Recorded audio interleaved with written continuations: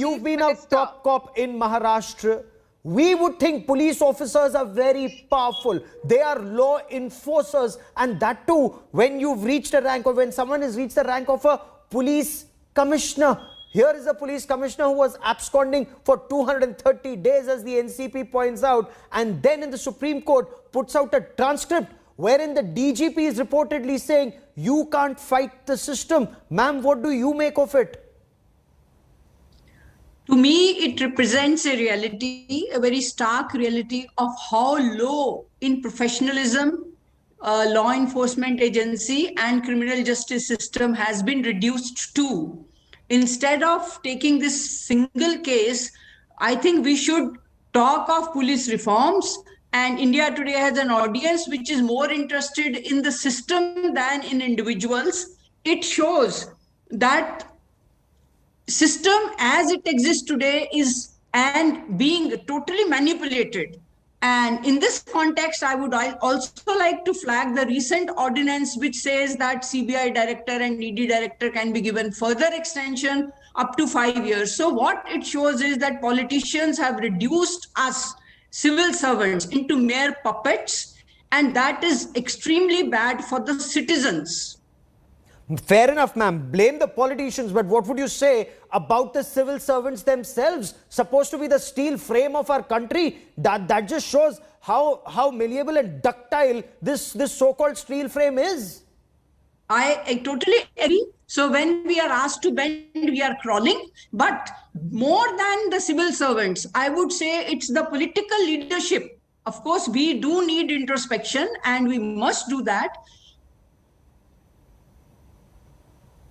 But what I want to highlight is how it is causing extremely adverse impact for professional policing, and how an ordinary citizen is suffering because of a system which has been reduced to no system at all. Oh, absolutely, ma'am. Absolutely.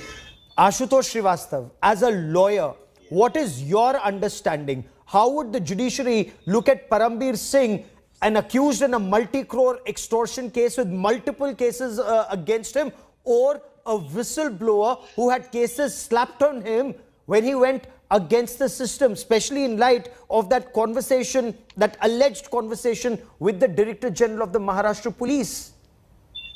See, I feel that it is a matter of investigation. See, whenever any FIR is registered against a person, obviously that person becomes the accused. There are allegations in the FIR against that person, that that particular person has alleged to have committed certain offenses. But then it becomes a part of investigation.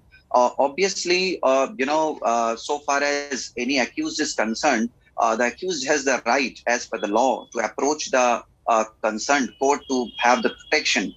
The basic purpose of law is to have the investigation. When an FIR is registered, it just puts the investigation into motion. That doesn't mean that somebody has really committed a crime. Now, in this case also, we say that he was absconding.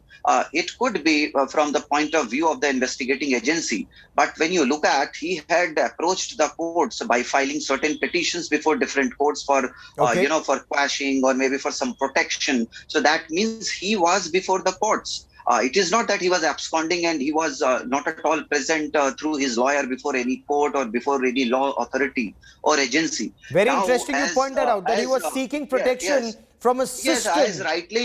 Yes, so as rightly now it has been ordered by the Honorable Supreme Court that he should take part in the probe and he should be a part of the investigation. So he is now cooperating, and which is what is expected from any ordinary citizen. Let me bring in Sahil Joshi for more on this. Sahil, is he